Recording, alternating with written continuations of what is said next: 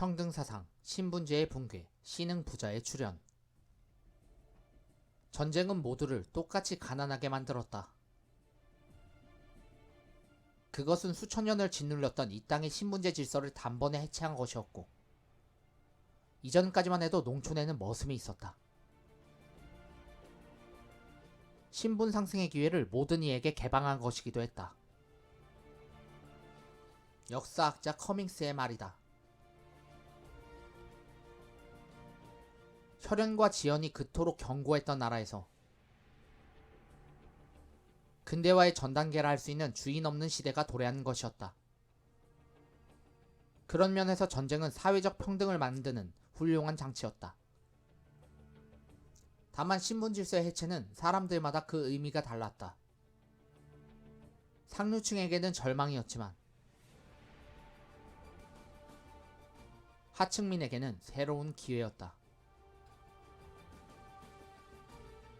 특히 인민군 점령 지역에선 최하층 사람들이 치안대원으로 활동했기 때문에 평등을 뛰어넘어 지배관계의 역전까지 체험하게 되었다. 저 머슴 만든 놈이 우리 마을의 행정관이라고?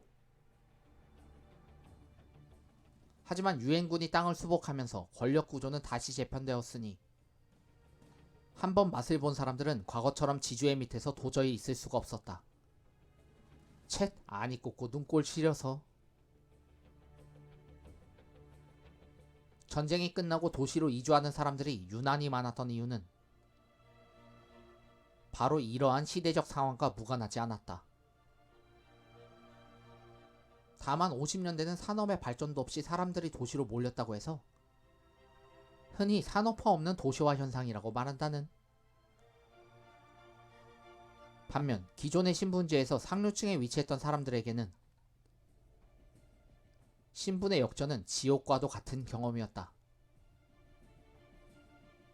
때문에 상류층 사람들은 모든 책임을 빨갱이 탓으로 돌리며 저마다 이를 갈았다. 이런 쳐죽일 빨갱이들. 하지만 이런 때에도 새롭게 등장한 부유층들이 있었다. 원조 물자를 통해 부를 쌓아 올린 신흥 재벌들이 특히 그러했고, 미군을 상대하던 이들이 그러했다. 특히 영어를 할 수 있으면 출세가 보장되었던 시절이었다.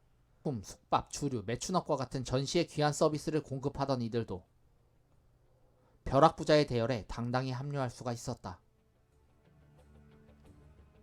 이들에게 전쟁은 마치 블루오션과도 같은 것이었다.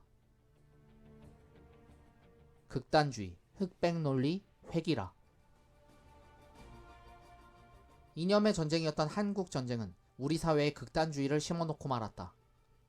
이럴 때 어중간하면 오히려 다치기 십상이었다.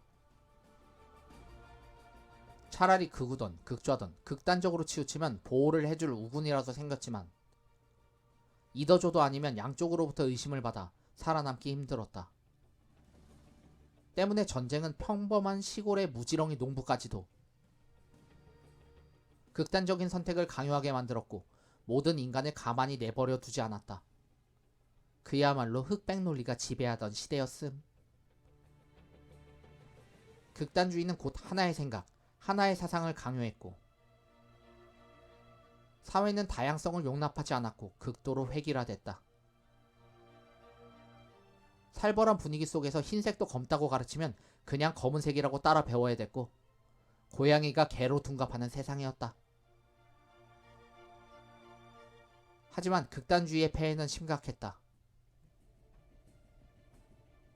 우리 편이 아니면 곧 적이었고 그런 적대관계는 이웃사람, 친구, 심지어 가족 간에도 발생했기 때문이다.